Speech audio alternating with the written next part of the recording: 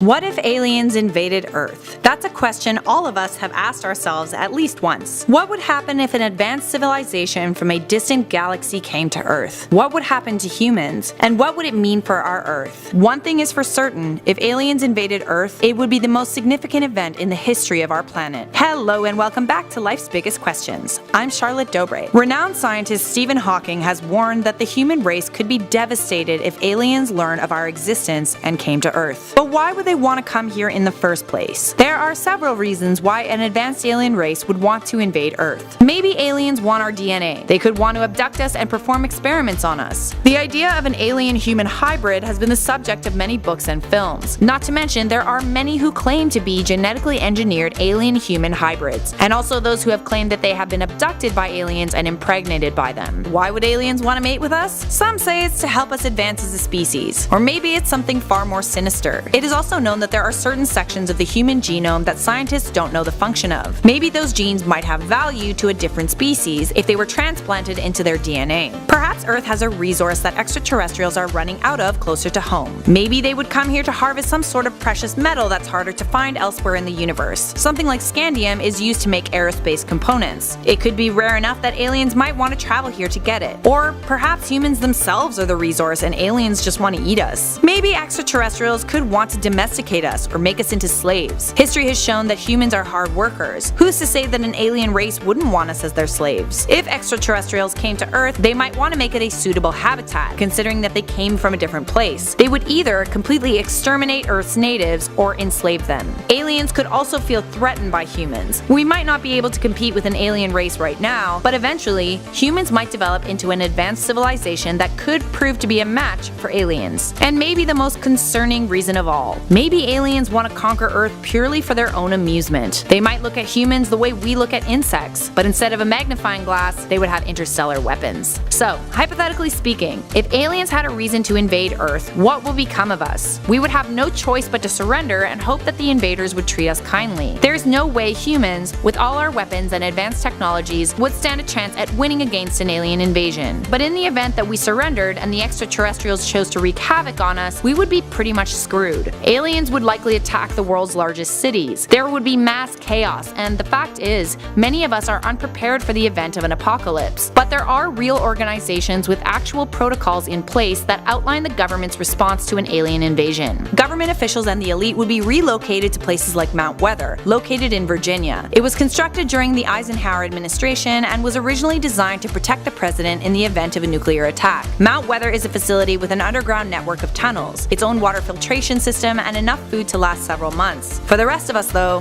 things would be tough. We would all try to avoid being abducted. Many humans would hide in fallout shelters or basements. Some would travel to remote areas or islands in an attempt to flee the chaos. In films, aliens come to Earth for one of two main reasons. They come here for Earth's resources, or they come here to abduct us and use us for experimentation. But would aliens really single out Earth, travel across space-time, and come to our planet for our resources? It is becoming more and more apparent that Earth-like planets are not uncommon. Scientists estimate that around 30% of stars that are similar to our Sun have Earth-like planets. Plus, our planet is not necessarily the most desirable anymore. Deforestation and pollution are to blame for that. If there were an alien civilization that was advanced enough to travel across the cosmos, they would probably pick a planet that's not already drained of resources. Plus, who's to say that alien invaders would be unkind to humans? No one knows exactly what aliens are like, so how do we know that they would be hostile? We don't. So, what if aliens and humans became allies? Well, that sounds like a topic for another Life's Biggest Questions. Oh boy, if you saw the title, then you bet you're in for a video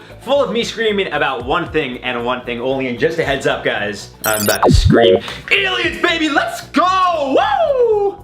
I'm home alone, so I can yell as loud as I want. No one else is here working. Let's go, aliens! Now, initially, the idea of aliens invading Earth tomorrow seems like it'd be bad news all around, but that's just rude. Why do we just think it's bad? Are you guys really stereotyping aliens right now? Just assuming they're how Hollywood and the media always depicts them? What if they're sweethearts? I mean, we can't forget, guys, we're talking about aliens, not humans. It's important to remember, not everyone is as bad as we are. All jokes aside, the idea of aliens actually coming to Earth is both incredibly exciting and frightening. And that's exactly what we're covering today in LBQ as we ask, what if aliens invaded Earth tomorrow? If you like aliens as much as I do, smash that like button and let's get to exploring aliens! Now, over the years, there have been plenty of films, comics, video games, TV shows, and even songs that have depicted aliens in a negative light. Alien, War of the Worlds, Invasion of the Body Snatchers, Men in Black, Star Trek, the Halo games, Mass Effect, I mean the list goes on and on. However, those are your typical slimy, harmful aliens, I guess we'll say. Technically, some superheroes are also considered alien, for example, Superman. Of course, we could also look at the friendly bicycle riding, sort of, it's like in the basket more so, but it's fine. Alien featured in Steven Spielberg's classic, E.T. Definitely not comparable to the likes of the aliens from the movie with the same name. So as you can see, there are plenty of different types of aliens out there, and to assume that if they came to Earth tomorrow, we'd be doomed, isn't necessarily the case. With that being said, given that the title does say invade, well, odds are they wouldn't come in peace. At least not at first. The second anything would try to invade our planet, I think it's safe to say we'd be up in arms. No pun intended there. America, baby! The greatest country in the world! Now, we could go down the obvious route here where these aliens invade Earth, use technologies that we didn't even imagine were possible, and they simply destroy everyone and everything. But that's not fun. I mean, we're gonna do it anyways, but I won't enjoy it. If you've seen movies involving aliens, such as War of the Worlds or even the movie Alien, then you know that sometimes these things are pretty much impossible to stop. They have the flying saucers, the laser guns, the armored skin, or whatever other alien attributes they've been seen with in the various movies I mentioned before. At the end of the day, if we were invaded by a species of aliens that were more advanced than us in numerous ways, odds are we really wouldn't be able to put up much of a fighting chance. And given that they would be invading Earth, we'd also need to keep in mind that any damage done during this invasion, or war, if that's even what it would be, would ultimately end up affecting us even more, as we potentially destroy cities, maybe even countries, as we try to fend off the alien invasion. All in all, it'd be a pretty bad time. It's not like we'd be able to just shoot nukes up into the sky to scare these things off, because again, we'd have to deal with the aftermath of all of that. Not to say that we wouldn't stand a fighting chance, but I mean, in this case, odds are slim to none. However, that's just one angle we could take. Maybe aliens invade Earth and aren't necessarily coming to destroy things. We know NASA is currently exploring Mars, and technically speaking, when we started putting our technology on the planet, well, I guess we were invading it, right? It's not like we were welcomed with open arms, we kind of just said, yeah, let's go check it out. So who's to say that the aliens don't do the same with Earth? Maybe they travel through galaxies or solar systems, exploring each planet for whatever it is they're looking for. Intelligent life, maybe?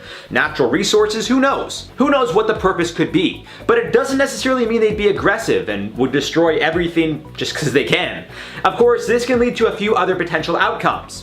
For starters, let's go with the angle that they do truly come in peace, and rather than try to take over, they're genuinely just curious beings. Much like us, they found a planet which was foreign to them and wanted to see what was going on there. So let's say a handful of them came to Earth, started exploring, and then a human saw them, freaked out, posted it on social media, obviously, and everyone started to question whether it was real or not. At some point, we'd obviously try to track these things down and maybe capture them. Whether that means it's local law enforcement or the military, depending on where exactly they would be discovered, could potentially lead to how things play out from here.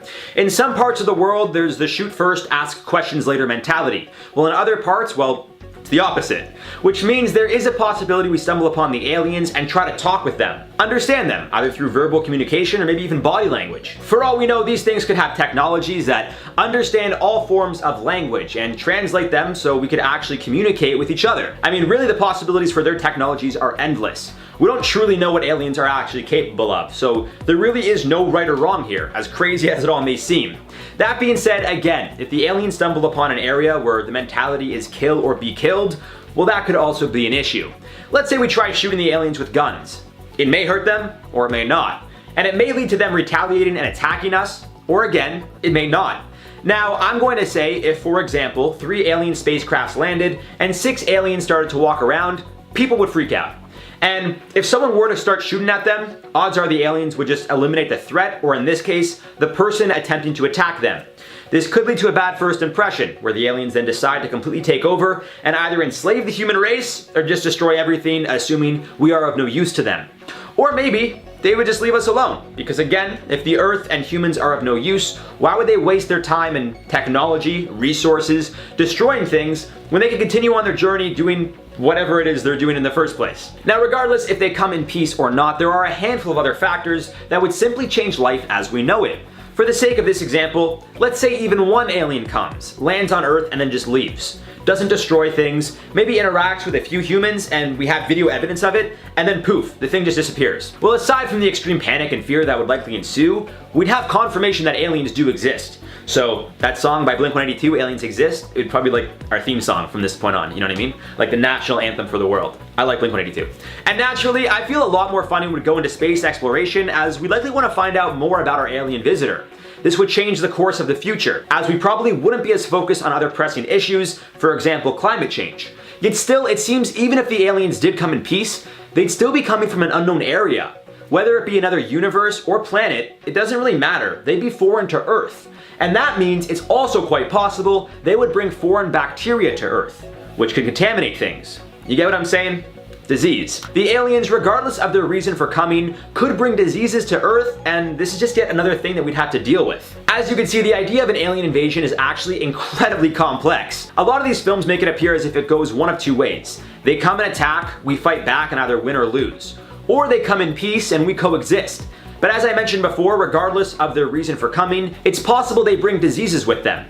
We'd spend a lot of money trying to further explore what happened, and if there are other aliens out there in the universe. Unfortunately, if they did come with the intentions of trying to take over or being the aggressor, I really don't see us putting up much of a fighting chance under the assumption they are capable of using technologies and weapons we couldn't even think of in our wildest dreams.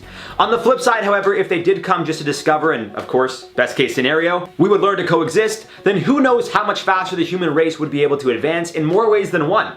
Maybe the aliens would take some of us to their planet or planets to explore different ways of living. We can help each other with technologies and even space travel, assuming they know things that we don't, and vice versa. It may seem a little far-fetched, but I mean, we're talking about an alien invasion here, guys. You can't tell me what's right or wrong here. There's no fact checking, there's no, it is what it is. Wildest imagination here, guys. And you could be right too, saying I'm an idiot. We really don't know. That's why this video is so fun. The last thing I will say to wrap all of this up is the potential of us starting a new species or race altogether. All I'm gonna say is people are sick, man, and you bet there would be at least one or two people, probably men, who would be attracted to their alien counterparts. Who's to say an alien and human don't, do the deed, have a spicy time if you get what I'm saying, and then create an alien-human hybrid which would inevitably start an entire new category of aliens and humans. I'm not sure if they'd be their own species, given that it would depend if it'd even be possible for a human and alien to have an offspring, but again, we don't know anything about aliens, so this hypothetical could go either way. Maybe that'd be a good movie premise. Aliens come to invade Earth, a human and an alien do it, have a child, and the two sides need to coexist simply for the sake of the human-alien baby. It'd be a little silly, but nowadays it seems Hollywood will greenlight anything. All in all, an alien invasion doesn't always mean bad things. Although it seems regardless of their reasoning for coming to Earth, some things such as potential new diseases, as well as proof in general that aliens exist, would be inevitable, it doesn't necessarily mean the world and human race would come to an end. And if I have to be the one who fathers this human-alien baby thing, child I guess I'll call it, I mean, I'll do it.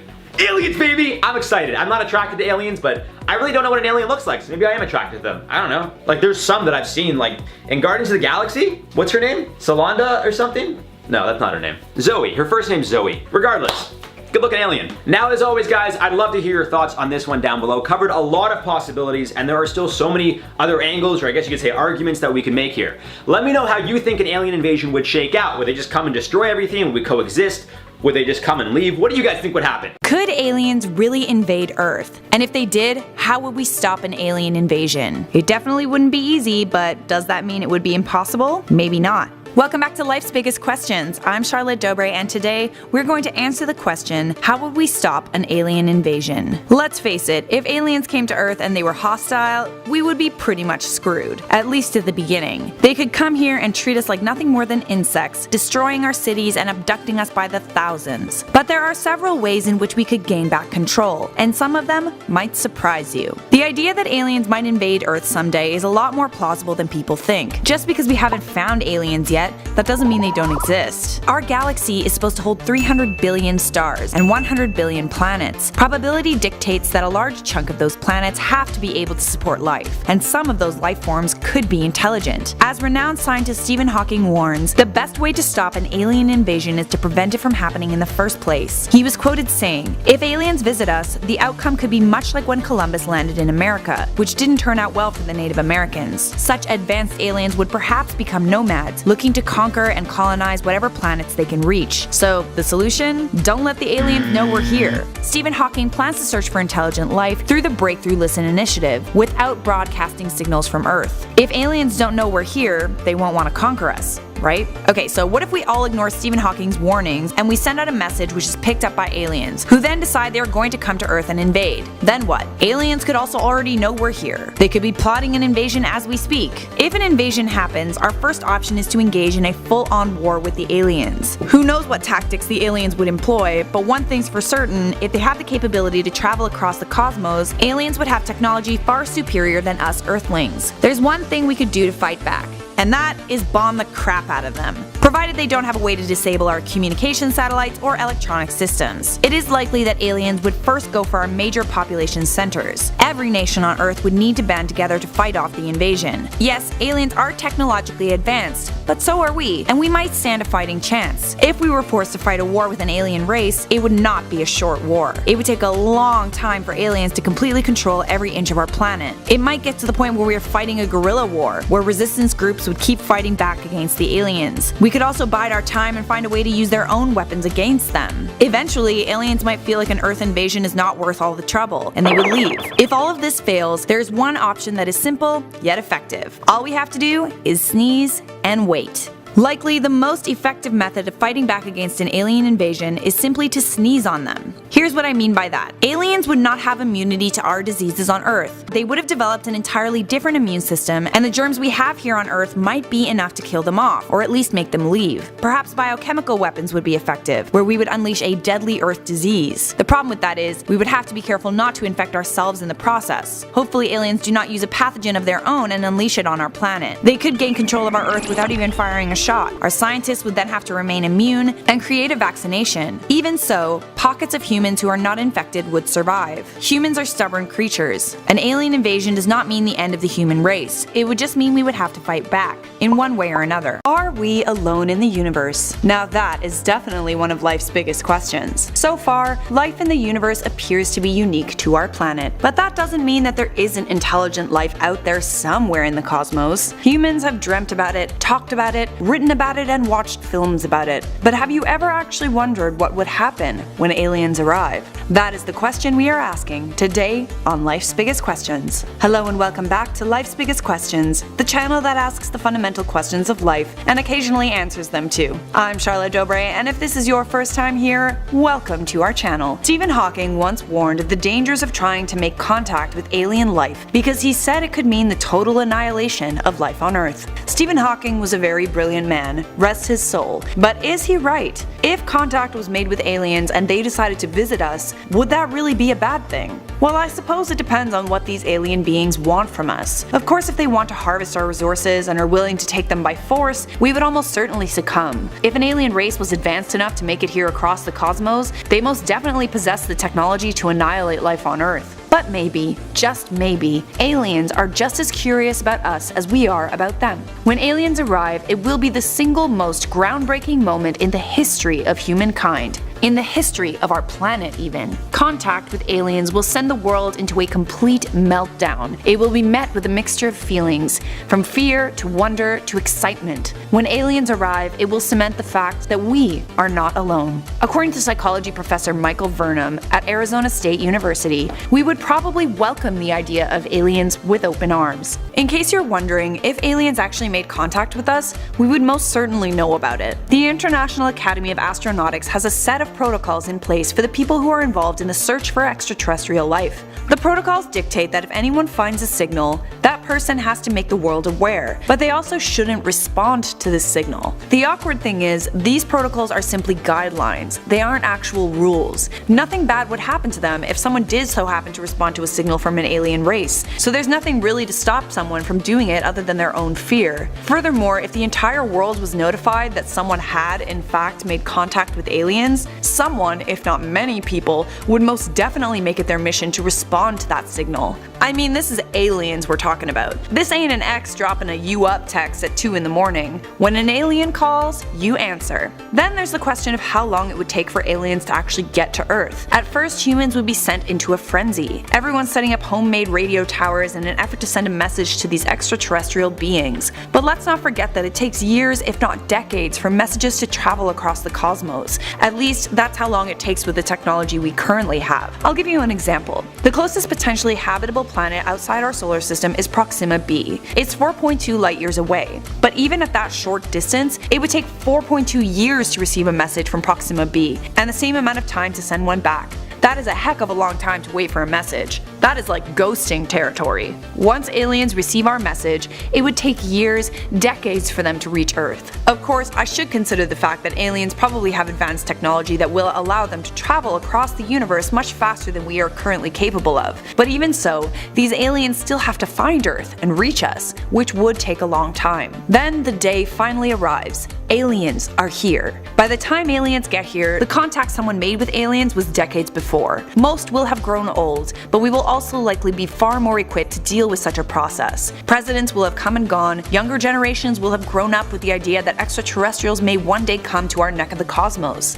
There are currently no protocols that we know of for what will happen when aliens get here. That will most certainly change if we become certain that aliens do in fact exist. World governments would have spent billions on defense and technology to prepare for their arrival. But still, even if aliens get here with their fancy ships, we would welcome them. It might be a bit difficult to communicate with them at first, but as I said, scientists will have had years to prepare for their arrival. Some method of effective communication will have been set up, and with it we will converse with these aliens, maybe through pictures or gestures. It's difficult to say if these aliens will just be visitors or if they will stay here. I mean, what's not to like about our big beautiful blue planet? My guess is they will probably stay and live among us. Maybe they will help us with the advancement of our technology. They could teach us how to fix our damaged environment, teach us how to harness the power of our sun that will enable us to advance our space travel. They could teach us things like telepathy, teleportation, how to harness the power of black holes. But then, some people might not be so welcoming toward these aliens. Humans are often unwelcoming even when it comes to members of our own race. Imagine how some people would behave if advanced extraterrestrials arrived. Maybe some humans would take it upon themselves to alienate these aliens and try and send them packing. There are some scientists that will probably kidnap aliens and essentially make them lab rats, testing on them and researching them to figure out how they became so advanced, and use them for their own personal gain. That's of course a grim way of looking at it, but then it's very difficult to imagine what would happen if aliens arrive, when they arrive. It hasn't happened. Yet. But now I open up the question to you, dear subscribers. What do you think will happen when aliens arrive? How will humans react? Will it be with open arms, or will we be hostile? Let me know down there in the comments. With exciting NASA missions coming up quickly, such as the Artemis mission or the James Webb Telescope launch, it only makes sense that we continue to discuss all things space, and of course, more on the aliens.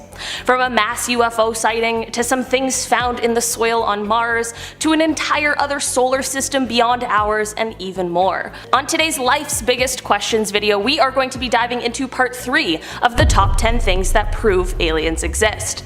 Starting off at our number 10 spot, we have Dr. Brian OLeary. Dr. Brian OLeary is a former NASA astronaut and was also a physics professor at Princeton. While it totally makes sense that we can't just take one thing that one person says as the truth, it certainly is interesting that someone with his qualifications and expertise would say something that truthfully has been quite polarizing. He explained that there is abundant evidence that we are being contacted, that civilizations have been monitoring us for a very long time, and that their appearance is bizarre from any type of traditional, materialistic Western point of view, and that these visitors use the technologies of consciousness, they use droids, they use co-rotating magnetic disks for their propulsion systems, which seems to be a common denominator of the UFO phenomenon. I don't have this evidence that he's speaking of, nor do I know how these claims could be substantiated, but it is definitely something to consider, regardless of what your current personal beliefs are. This is one that might just be nonsense that was spewed in order to keep people talking, but it is entirely possible that this is the real truth, but most of us have just been conditioned to be too skeptical to believe it. In our number 9 spot today, we have the NASA Viking experiment. This is one of the more debated ones on today's list, but that doesn't mean it isn't evidence. In 1976, NASA's Viking landers tested the soil on Mars and found some chemicals that could be attributed to signs of life. The soil was mixed with radioactive carbon-labeled nutrients and then tested for the production of radioactive methane gas. The test ended up receiving a positive result, which could indicate that something in the soil is metabolizing the nutrients to produce the gas. Despite further efforts, there still hasn't been any life found, but one of the scientists who worked on this original project, and others as well, stand by what they found and argued that the technology at the time wasn't advanced enough to find the key evidence of life. Hopefully with the new Perseverance rover that landed recently, we'll be able to find all of the signs that we have been looking for. In our number 8 spot today we have black holes. When we think of black holes we usually think of how absolutely terrifying they are, but that may be changing. There's actually been the discovery of a planet that is floating around a black hole. The forces around the hole are also providing heat for the planet as well, but there is one catch, and that is the fact that the planet needs to orbit at the speed of light. This would mean that a second on that planet would be hours on ours, which is kind of difficult to comprehend. The planet would have to be in what is called the Goldilocks zone, because if it's too far from the black hole it'll be too cold and there won't be any liquid water, but if it's too close it will of course be sucked into the black hole by gravitational forces. We of course would never know if life exists on this planet because we are far too afraid to go and check it out, which is of course super reasonable. But what if this is the planet that we have been searching for this whole time? While it seemingly isn't the most likely thing, we are also talking about interdimensional travel, so there really are stranger things. In our number 7 spot today we have FBI documents. In a video that was released by the hacktivist group Anonymous a few years ago, they discussed some sort of FBI documents that are apparently declassified and just sitting on the website waiting for anyone to come across. These documents apparently suggested that we have not only been visited by aliens, but also by beings from other dimensions. This document was sent in 1947, and while it didn't originate from within the FBI, it was sent in by a university department head, and it was treated with the utmost importance by the FBI. The document goes on to say that the aliens that have visited aren't from a planet as we think of it, but rather some sort of etheric planet that interpenetrates our own, but we aren't able to perceive it. They're able to consciously make their decision to enter our plane, and in the same respect, exit whenever they want. The document says the visits are all peaceful and they are for the purpose of scoping out our planet, as they might also want to call it home one day.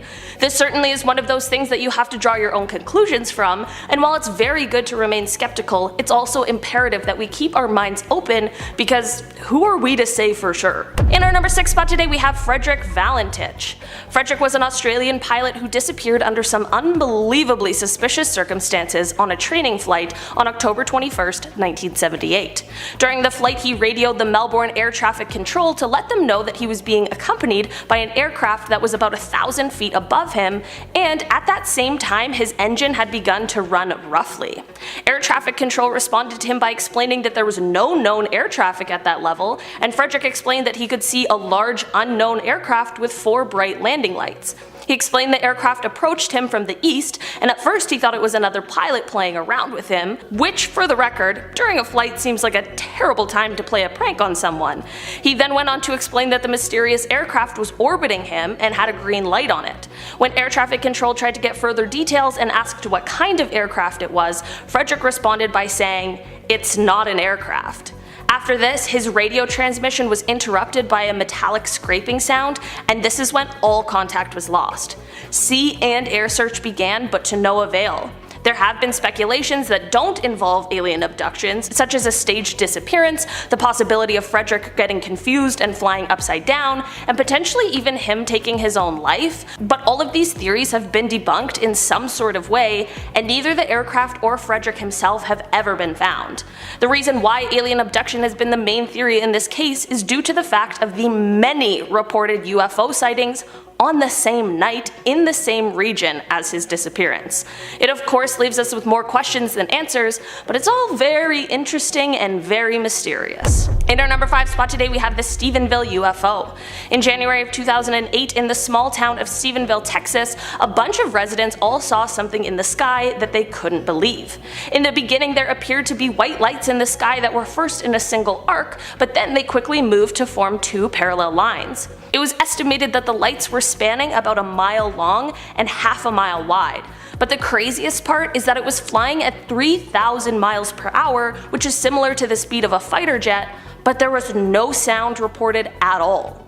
The government chalked this sighting up to the US Air Force flight operation, but many of the residents who saw this event on that day were absolutely not convinced, and truly some felt like they were lied to. Some even explained that what they saw was too technologically advanced for human civilization. I want you guys to let me know in the comments if you believe this story from the government, or if you trust the instincts of the people in Stephenville who saw the incident that day.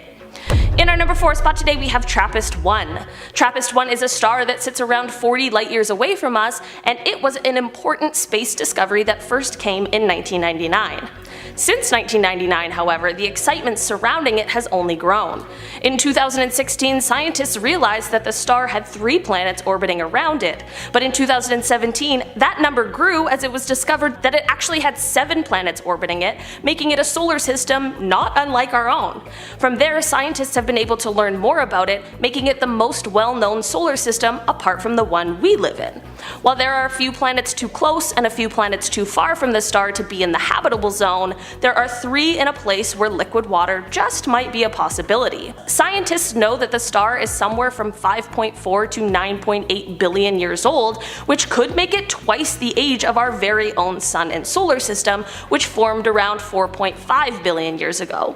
While there is still far more research that needs to be done on the solar system, it most definitely is very interesting.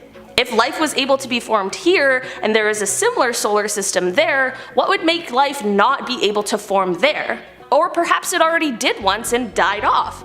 Truly, the possibilities are endless with this one. In our number 4 spot today, we have the Roswell Incident. This whole rigmarole started in 1947 when some sort of crash took place near a ranch in Roswell, New Mexico.